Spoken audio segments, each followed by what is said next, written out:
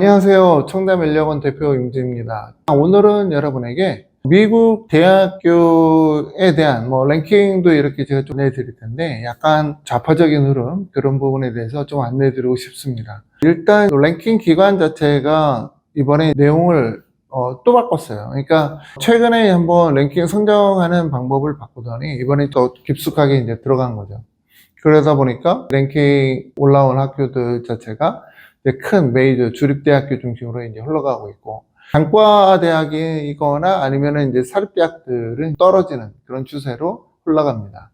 물론 이제 US 랭킹 기준으로 해서 20위 내에 있는 아이비를 포함해서 이제 명문 사립대학은 부동이죠. 부동인데 문제는 30위권 또는 40위권 또는 20위권에 있는 사립대학교의 움직임이에요. 사립대학교들이 점점 밑으로 추락하고 있다. 추락하는 이유는 간단해요. 랭킹 선정에 있어서 저희가 봤을 때도 또 불공정 또는 말이 안 되는 그런 내용으로 이제 랭킹 선정하다 보니까 거기에 못 끼는 학교들이 이제 많이 떨어지게 되는 거죠.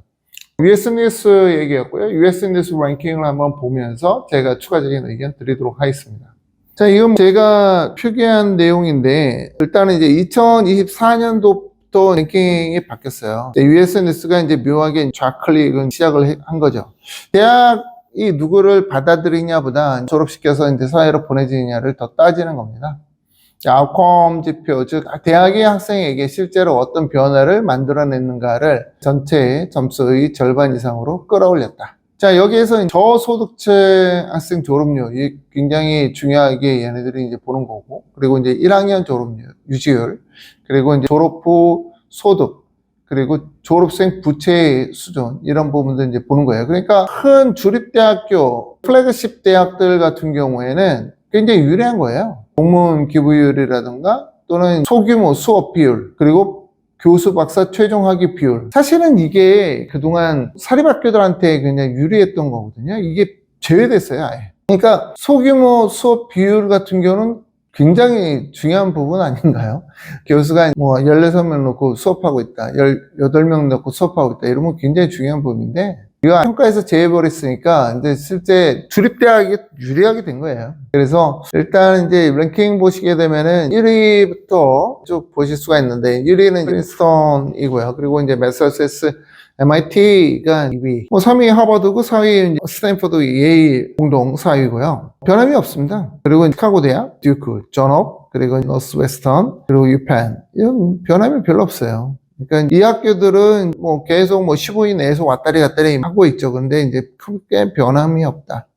자, 11위 같은 경우는 칼텍, 그리고 코넬, 13위 브라운, 다트머스 동일하게 갑니다. 15위가 이제 콜롬비아 대학이고요. 자, 15위 공동으로 UC 버클리, 그리고 이제 17위가 라이스 대학, 7위 공동으로 UCLA, 밴더빌트. 그러니까 랭킹을 이제 평가하는 방식 때문에 버클리나 LA가 이 20위 내에서도 좋은 평을 받을 수밖에 없는 거죠. 자, 20위가 이제 총 4개 대학인데요. 카네기 멜론, 미시간 애나버, 노터데임, 세인루이스, 이렇게 4개 대학이에요. 여기에서 애나버가 올라왔고, 그리고 이제 나머지 학교들도 사립대학 같은 경우도 노터데임 같은 경우는 17위 이 정도였더니 좀 밀린 거고요. 아마도 더 밀릴 수 있어요. 카네기 멜론 같은 경우는 사립이지만은 그래도 엔지니어링이나 또는 컴퓨터 사이언스나 이런 이공계 쪽이 빛을 발하고 있기 때문에 쉽게 밀리진 않죠, 저런 학교들은.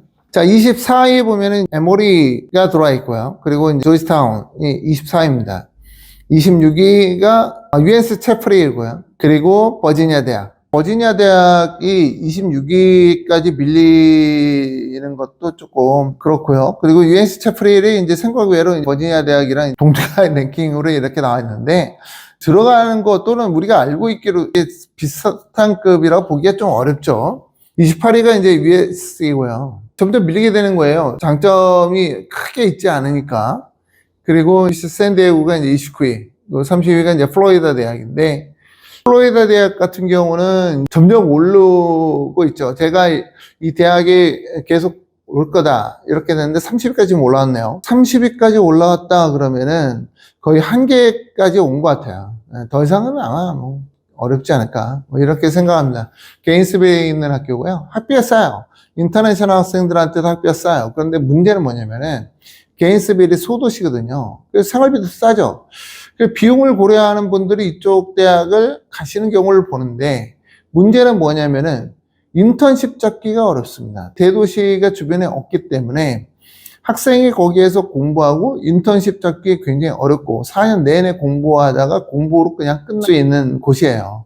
그러니까 예를 들어서 UC 샌디에고 같은 경우에는, 샌디에고는 라우야에 있거든요. 라우야에 있으니까 이제 아무래도 뭐 어마어마하게 발달되어 있는 바이오 단지 있고, 그리고 또 우리나라 그 기업체들도 이렇게 좀 와 있거든요. 그래서 대학을 다니면서도 인턴십 하기가 나쁘지는 않아요. 우리나라 그 인맥들도 어느 정도 있으니까. 근데 이제 반대로 플로리다 대학 같은 경우는 없죠. 전무합니다. 그래서 저는 이런 부분까지 같이 생각을 해야 된다라는 거를 늘 말씀드려요. 근데 같은 30위인 UT 어스틴을 보게 되면, 어스틴은 뭐가 있습니까? 삼성전자 들어가 있잖아요. 그러니까 오히려 뭐 UC 샌디에고나 뭐 UT 어스틴이나 이런 대학이 플로리다 대학보다 한국인 입장에서는 더 낫다라고 말씀드릴 수 있고요.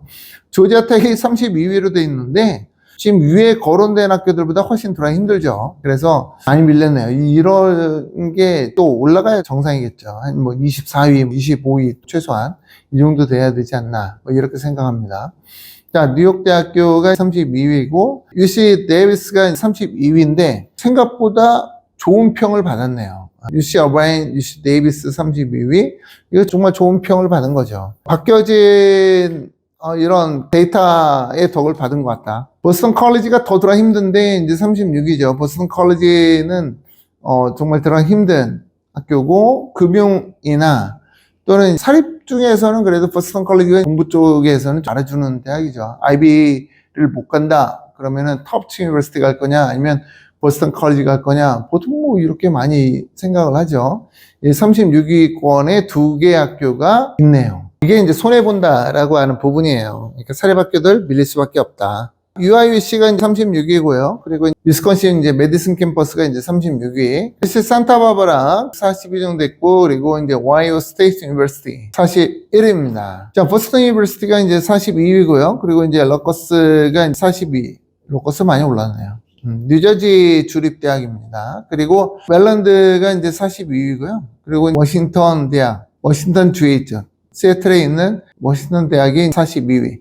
이 대학은 호수에 쫙 숨어져 있는 이제 벚꽃. 이게 이제 굉장히 유명한 걸로 알고 있습니다. 그리고 리아이 유니버시티, 그리고 이제 노스이스턴 유니버시티.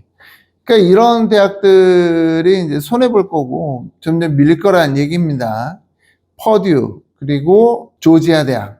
이런 대학들은 점점 오를 수 있어요.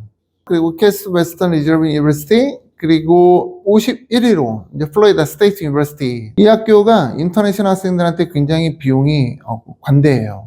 그래서 학생들 중에서 학비나 이런 부분을 좀 고려한다, 근데 아이는 굉장히 똑똑해 라고 할 경우에 제가 추천을 할 수 있는 학교이긴 합니다.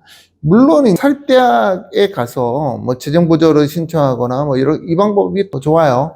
그런데 이제 주립대학을 간다라고 했을 때 그 주립대학교 중에서 좀 들어본 대학, 그런 곳에서 재정보조 또는 재정보조를 안 해줬을 때의 비용, 이런 것들을 고려해 보면은 플로리다 스테이트 유니버시티가 좀 매력적이다 라는 말씀 드립니다. 자, 텍사스 A&M, 그리고 버지니아 텍. 버지니아 텍은 의외로 어려워요. 그러니까 이 학교가 뭐 50일 정도 되니까 뭐 들어가서 학점 따는 건 쉽겠지, 이렇게 생각을 하셨다 그러면은 잘못된 생각이라고 제가 말씀드려요. 왜냐면은 버지니아 주에서 가장 공부 잘하는 이공계 애들이 가는 대학이 버지니아 텍입니다. 자, 그리고 웨이크 포레스트 하고요. 윌리엄 메리가 주립입니다. 그리고 UC 머스, 빌라노바, 조지 워싱턴, 그리고 펜실베니아 스테이트 유니버시티. 산타클라라 같은 경우 사립인데요. 좀 올라왔다가 최근에 이제 떨어지는 추세로 흘러가고 있고, 스토니브룩 같은 경우에는 계속 올라올 거예요. 이 공대가 세가지고 계속 올라올 겁니다. 그리고 트윈시티 같은 경우도 10위 내에 들어갔죠. 괜찮은 학교예요. 자, 이렇게 안내해 드렸습니다. 미국에 많은 학교들이 있는데, 최근에는 US 뉴스의 흐름이 플래그십 대학, 즉 주에서 가장 큰 주립대학을 지금 밀고 있는 그런 추세입니다. 그래서 학생들이 랭킹대로 대학을 선별할 때는 이 점을 생각을 해야 돼요. 왜냐? 이게 생각보다 우리 인터내셔널 학생들과는 관계가 없거든요. 플래그십 대학에 갔을 경우에 한국인 학생이 잘할 수 있을까? 이거 아니라고 전 봐요. 오히려 사립대학으로 가야 한국인 학생들이 잘 보호를 받을 수가 있어요. 그리고 인맥을 좀 챙길 수가 있고. 그래서 제가 다시 한번 말씀드리지만 여러분들이 대학을 선별을 할 때 어떤 대학 또 어느 지역으로 가야 된다 이런 부분들을 고민하실 때 저와 함께 하신다 그러면 더 낫지 않을까라는 말씀 드립니다. 저와 유료 상담을 원하시는 분들은 위 전화번호 전화주셔서 자녀분의 대학 로드맵을 짜는데 도움받으시길 바라고요. 9학년, 10학년, 11학년, 12학년 학생들이 저와 같이 해야 된다라고 전 보고 빠를수록 좋다라는 말씀 드립니다. 자, 오늘은 이렇게 마치고요. 다음은 또 다른 내용으로 여러분 앞에 서도록 하겠습니다. 감사합니다.